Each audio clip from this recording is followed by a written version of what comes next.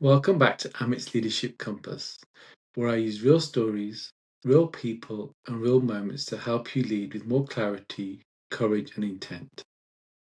My name's Amit, and this is part 2 of The Invisible Leader. If you haven't heard part 1 yet, start there, because that's where I introduced Jaskirat Singh Rangi, the raw agent at the heart of Dhurandhar, and draw out 2 leadership lessons: who you are when you can't be you, and what it means to give something that may never give back. I closed part 1 with a promise that in part 2, so in this episode, I'll share something I learned about myself the hard way. The moment, what I thought was driving me and what was actually driving me collided. For me, that came down to the difference between 2 kinds of pressure that look identical from the outside and feel completely different on the inside. In this episode, I go deeper: what leaders leave behind and whether the purpose driving you is sustaining you or slowly consuming you. Let's get into it.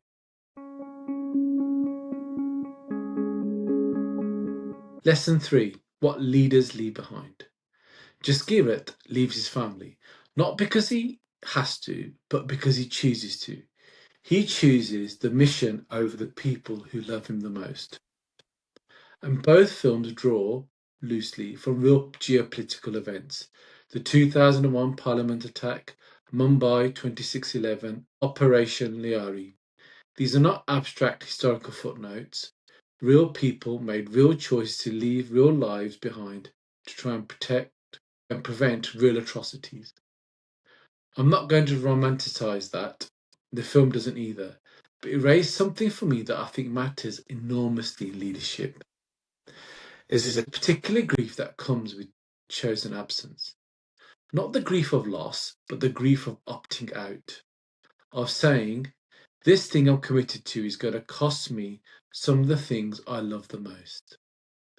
Leaders carry this grief more than they admit. The missed school play, the cancelled holiday, the marriage or friendship that quietly gets strained under the weight of ambition. Now, I'm not saying leadership requires that level of sacrifice.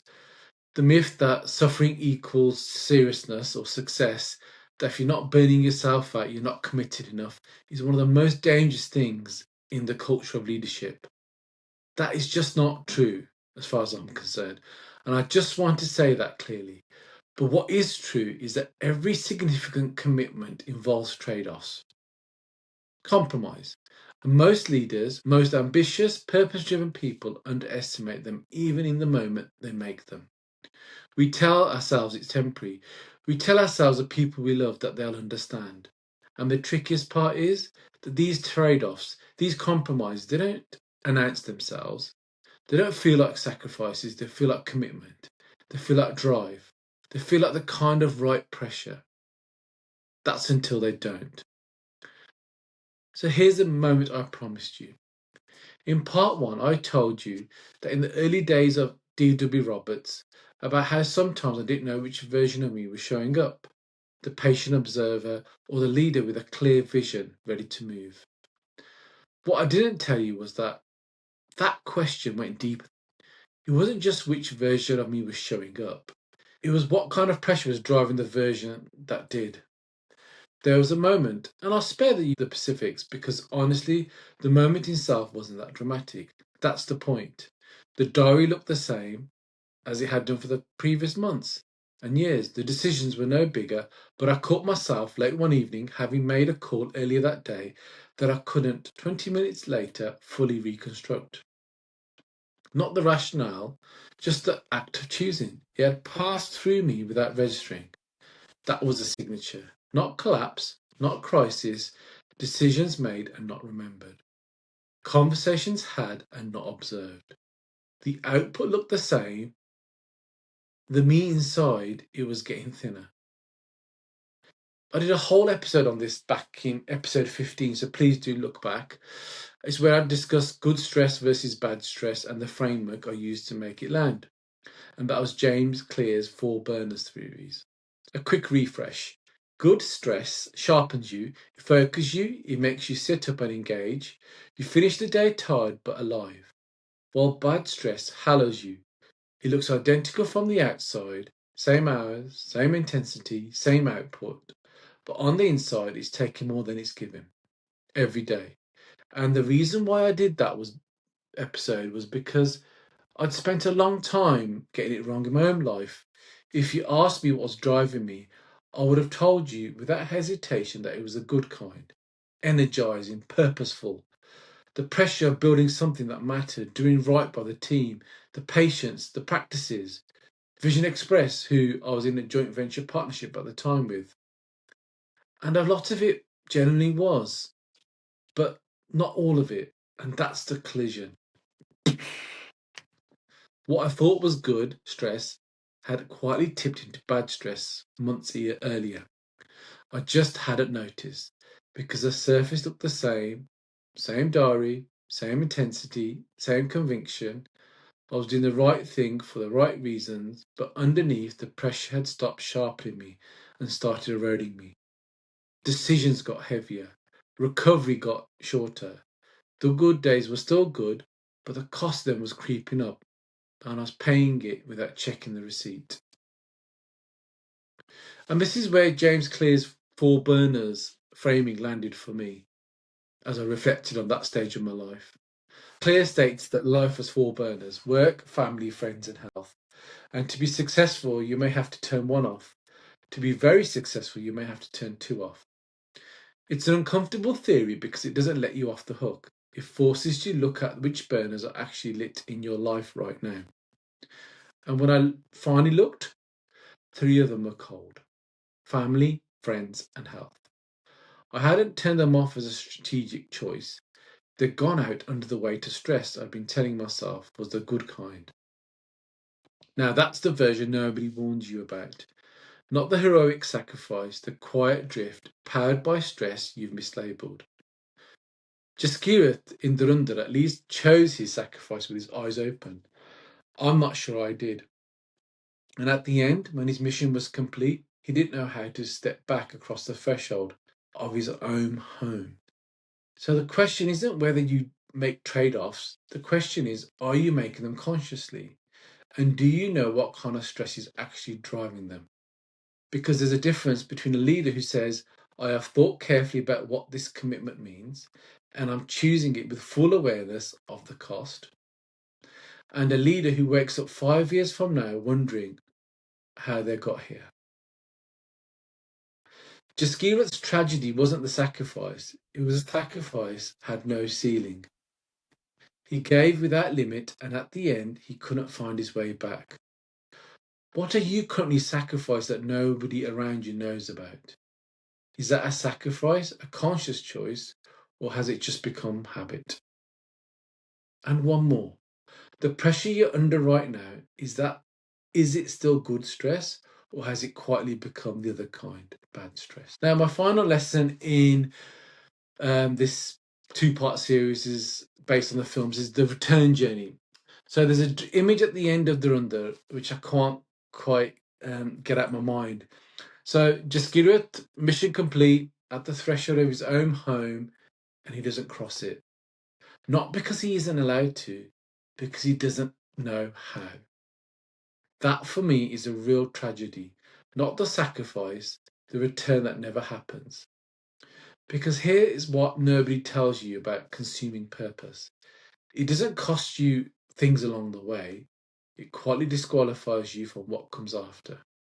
You complete the mission, but you lose a version of yourself that was supposed to enjoy what came next. You arrive, but there's no one at home. Sustaining purpose is different. Sustaining purpose keeps the door open. It keeps the work and lets it go. It feeds you as much as it asks of you. It doesn't need the applause to keep going, and it doesn't need the world to acknowledge what it's costing you, because it isn't costing you the things that will stop you walking back through your own front door. And that's why Harahachi Bu matters. That's why do good and forget matters. They're not just balance tools, they're the practices that keep the return journey possible. I explored part of this in my Harahachi Bu episode, which is episode 14, the Japanese principle of eating to 80% full. Never to the point of depletion, and I applied it to leadership. Because I recognised myself in the consuming version, running 10 practices in the consulting room, Hakeem group responsibilities, trying keeping everything spinning at home with Guide 3, the kids. I was operating at 100% constantly. Decisions made from exhaustion, not clarity. So I made a change. I stepped back from the consulting room, not because I couldn't do it, but because right now, and in that phase of my life, only Lynn and I could lead the practices the way they need to be led. That's where my 100% belongs. And I protected one day a week, a real day off, gym with God and the kids, a meal together, actual conversation. Not perfect, because I'm far from perfect. And also because I really do nothing work-wise. But that space is what keeps me sustaining rather than consuming. It's what keeps the door open, and there's a second piece. And this one comes from my father. I shared it in part 1. Do good and forget. In part 1, I framed that as a way of detaching from gratitude, of giving without keeping score. But the more I sit with it, the more I realise it's the antidote to consuming purpose. Because consuming purpose keeps score. It needs a recognition. It needs a result. It needs the world to acknowledge what it's costing you. And every time it doesn't, it asks for more. Sustaining purpose does the work and lets it go. It doesn't need the applause. It keeps going. It doesn't need to be seen to be worth doing. Do good and forget. Just like my dad says. Jaskirat unfortunately had no 80%, and he had no forgetting either. Every cost carried with him to the threshold of that home he couldn't enter in the end. I don't want that story, and I don't think you do either. I want to bring my lessons with the 4 things I'm taking away from Dhurandhar as a leader, not as a film viewer. So the first one, adapt strategically, but anchor deeply. Know what is non-negotiable about who you are. Adapt your style, adapt your approach, but never lose the thread back to your values. Jaskirat adapted so completely that at the end he couldn't find his way home. Don't let adaptation become erasure. Number 2, do your finest work for the mission, not for the applause. As I said, my father always says, do good and forget. The recognition may not come, the institution may not remember, but if the work matters and you know it matters, that has to be enough.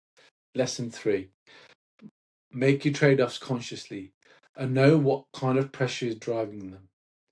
Every significant commitment has a cost. The question is whether you're choosing those costs deliberately or just accumulating them by default, and whether the stress pulling you forward is all sharpening you or quietly hollowing you out under cover of looking the same. Lead with intention, not just in strategy, but in how you allocate your life. And the final lesson, build a purpose you can come home from. Whatever you're giving everything to, make sure there's a version of you left to walk back through the door when it's done. The mission matters, the return matters more. Dhurandhar is a film about love, a particular kind of love, the love people have for their country, the love that asks you to start life afresh in a foreign territory, the love that means leaving the people who love you back because something bigger calls. It's not a love I could sustain or would want to sustain, and I'm not sure many of you could or would want to either. But it is a love that asks a question every leader should answer for themselves. What are you willing to be invisible for? Because whatever that answer is, that's your real purpose. That's your compass. Thank you so much for listening. I've really enjoyed kind of talking about Dhurandhar. It's really left a mark on me. Hopefully you'll be able to feel that through these 2 episodes. But before you go, I have one question I wanted to leave with you. Is your purpose sustaining you or consuming you? There is a version of leadership that builds you up as it asks of you, and there's a version that quietly takes everything. And sometimes the difference is invisible until it's potentially too late. Drop your comments. I want to hear from you. Tell me where you are with your purpose. If these two episodes meant something to you, please do share them, not as a favour to me, but because somewhere in your world there's a leader giving everything to something that will never fully love them back. They need to know that they're not alone. Until the next time, keep leading with clarity, courage, and intent, and keep navigating your leadership compass.